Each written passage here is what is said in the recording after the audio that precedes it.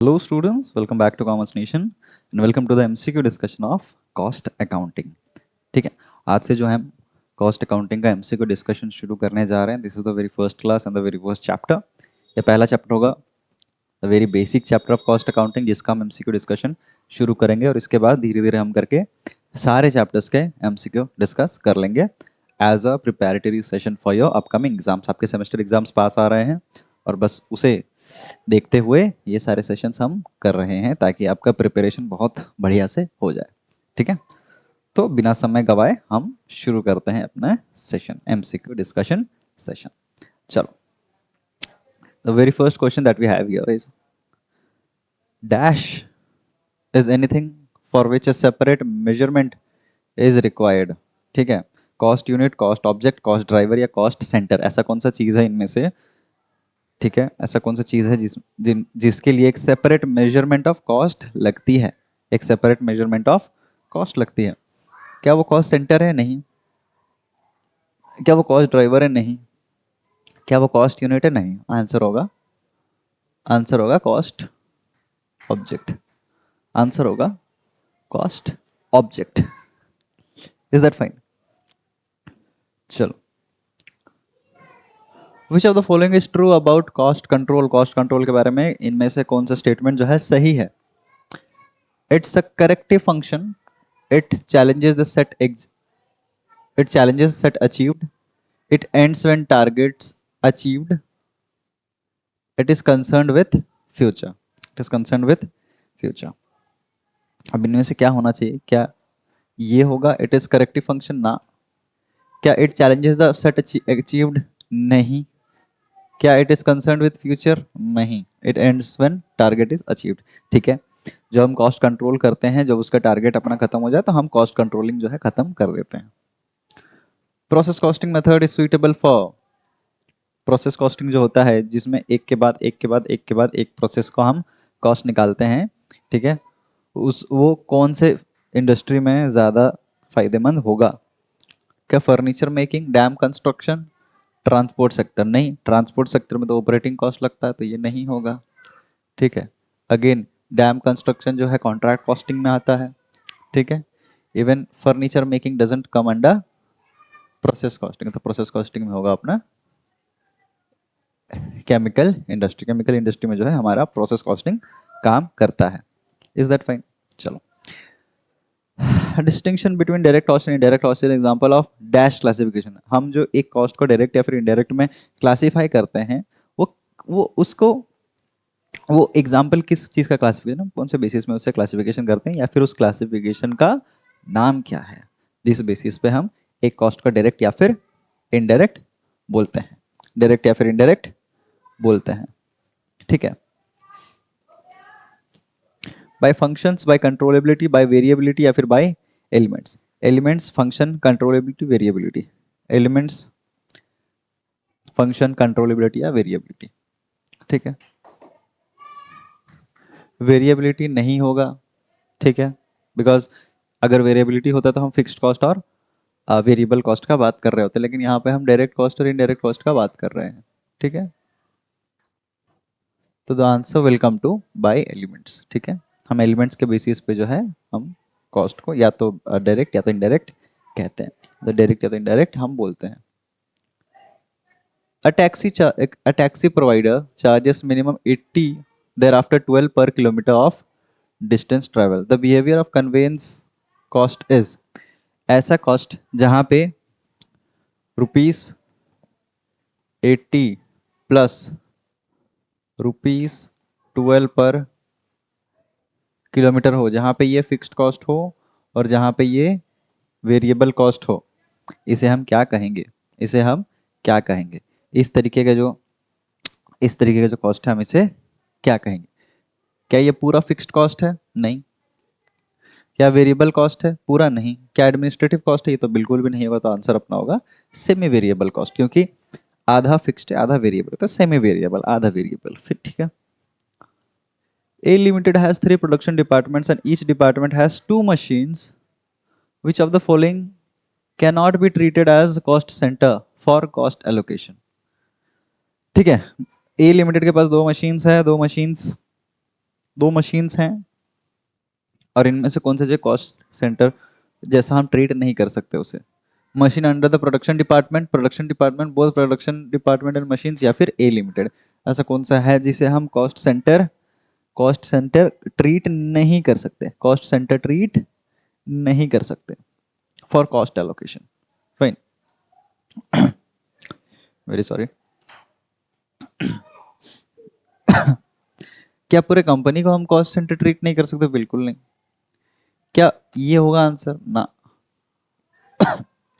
The most appropriate answer will be production department. The most appropriate answer will B production department. Production department में अगर कोई machine है तो उसे हम कॉस्ट सेंटर अज्यूम नहीं करेंगे, कॉस्ट सेंटर नहीं मानेंगे।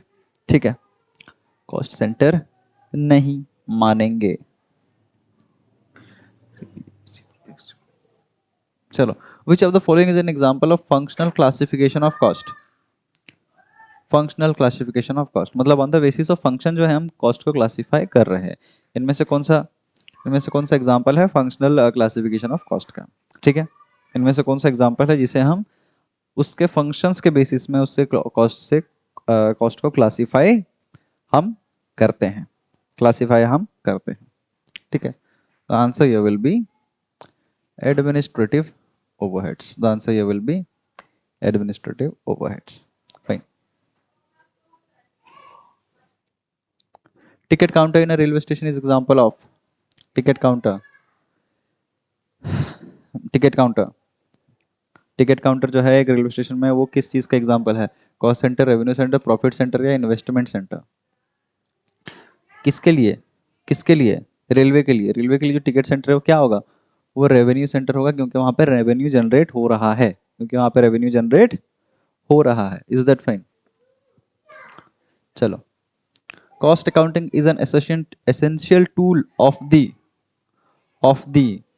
Cost accounting. ठीक है, कॉस्ट नहीं, कॉस्ट अकाउंटिंग बेसिकली किसके लिए होता है? कॉस्ट अकाउंटिंग या फिर मैनेजमेंट अकाउंटिंग किसके लिए होता है?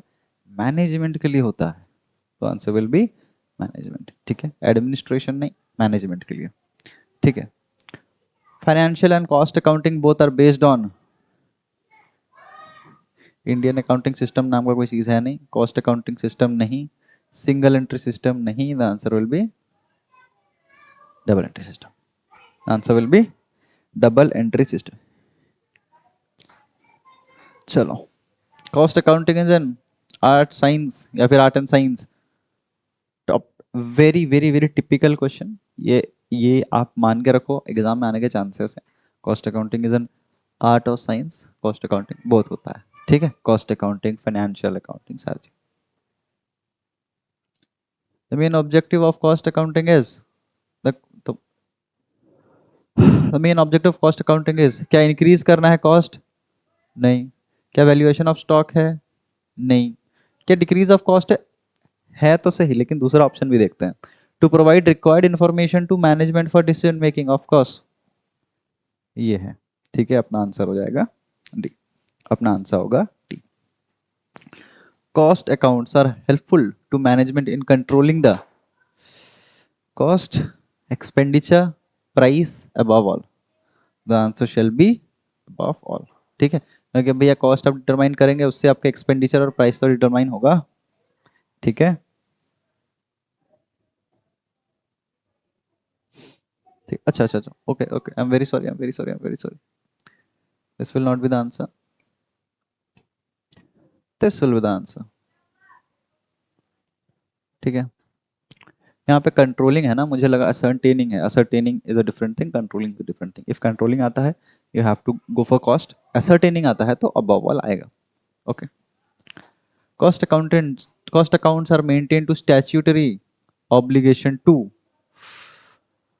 कॉस्ट अकाउंट जो है हर किसी कंपनी को मैंडेटरी नहीं होता है कि वो मेंटेन करें। ठीक है, किन्हें मैंडेटरी होता है? क्या all business concerns? Of course not. All of the above नहीं होगा। मैन्युफैक्चरिंग कंसर्न्स, हाँ, मैन्युफैक्चरिंग एंटिटीज जो है कॉस्ट अकाउंट्स को मेंटेन करती है, but the more accurate answer will be certain specific manufacturing companies. अब बताओ, प्राइम कॉस्ट बहुत इजी सवाल है, बहुत इजी सवाल है। प्राइम कॉस्ट में क्या आता है आपका? प्राइम कॉस्ट में direct material plus direct labour plus direct expenses. Again answer all of the above होगा। Included in selling price, selling price जो है, सेलिंग प्राइस में क्या, कौन सा कॉस्ट जो है वो इंक्लूडेड होता है? सेलिंग प्राइस में कौन सा कॉस्ट जो है इंक्लूडेड होता है? सेलिंग प्राइस में कौन सा कॉस्ट जो है इंक्लूडेड होता है? ठीक है, सेलिंग प्राइस में कौन सा कॉस्ट इंक्लूडेड होता है? A factory cost, B cost of production, C total cost, या फिर ए बी सी डी होना चाहिए, सी डी ई है, चलो कोई नहीं, B C D E, B C D, A B C D को B C D printing mistake है, फाइन। तो या फिर ए जो है ये कट गया है यहाँ पे क्योंकि ए हमें दिखाई दे रहा है।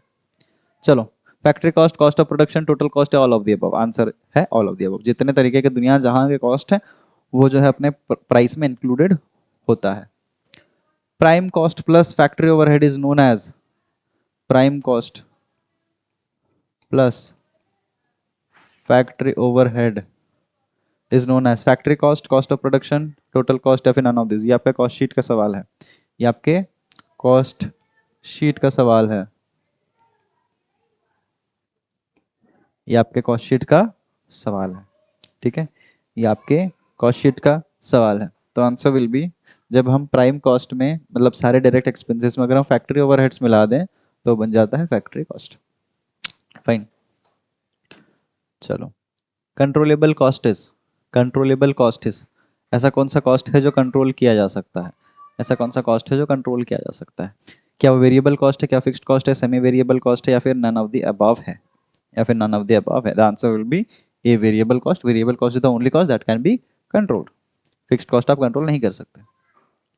Increase in total variable cost is due to, increase in total variable cost is due to, total variable cost में इंक्रीज किन कारणों से होता है? किन कारणों से होता है? Increase in sales, increase in fixed cost, increase in production, but none of this. देखो, मैं आपको लॉजिक समझाता हूँ,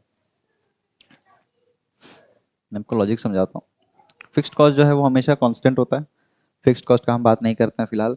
लेकिन वेरिएबल कॉस्ट जो होता है, आप जितना लेवल ऑफ प्रोडक्शन बढ़ाएं, जितना लेवल ऑफ प्रोडक्शन आप बढ़ाएं उतना वेरिएबल कॉस्ट कम होता है। ठीक है, suppose you are printing a book, suppose you are printing a book, suppose आप 100 कॉपीज प्रिंट करवाएं तो हो सकता है आपको पर कॉपी 90 रुपीज पड़े। अगर आप 500 कॉपीज प्रिंट कराएं तो हो सकता है पर कॉपी आपको 70 रुपीज पड़े।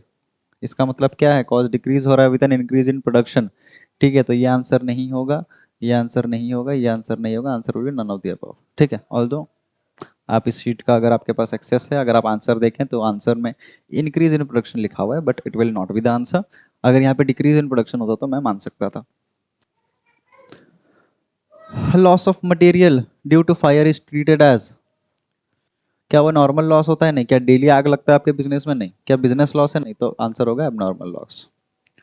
All of the following expenses are factory overheads except factory insurance, depreciation, drawing, office salary, या फिर सैलरी। इन सारे इन सारे कॉस्ट में से फैक्ट्री ओवरहेड में कौन सा कॉस्ट नहीं आएगा? क्या वो फैक्ट्री इंश्योरेंस होगा, डेप्रिसिएशन हो गया, डेप्रिसिएशन होगा, ऑफिस ड्राइंग, ऑफिस सैलरी होगा, या फिर सैलरी होगा, या फिर सैलरी होगा? The answer will B, the answer will B salary. Answer will B salary. ठीक है, ये फैक्ट्री ओवरहेड में नहीं, ये ऑफिस ओवरहेड में जाएगा। ठीक है, ऑफिस ओवरहेड में, या फिर आपके डायरेक्ट एक्सपेंस, हाँ इनडायरेक्ट एक्सपेंसेस ऑफिस ओवरहेड में जाएगा, एडमिनिस्ट्रेटिव ओवरहेड में जाएगा। ठीक है, ऑफिस ऑफिस ओवरहेड या फिर एडमिन ओवरहेड, वहां पे जाएगा। विच of the following items is not included in, अगर लॉस्ट अकाउंट लिखा हुआ है, क्या बढ़िया चीज है cost accounting. Cost accounts. Which of the following items is not included in cost accounts. ठीक है, इनमें से कौन सा जो कॉस्ट अकाउंटिंग में नहीं आता है. क्या रेंट ऑफ वेयर हाउस आता है? आता है. क्या ऑफिस रेंट आता है? आता है. क्या डेप्रिसिएशन ऑन फर्नीचर्स आता है? आता है. तो क्या चीज़ नहीं आता है? ये नहीं आता है. ठीक है, ये जो है नहीं आता है. ठीक है, सो दिस वाज ऑल.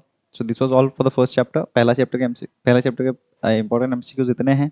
ठीक है, आप प्लीज़ इन्हें खुद से भी गो थ्रू करें, प्रिपेयर करें, and will meet in the next class. Till then keep preparing, and on that note, good bye.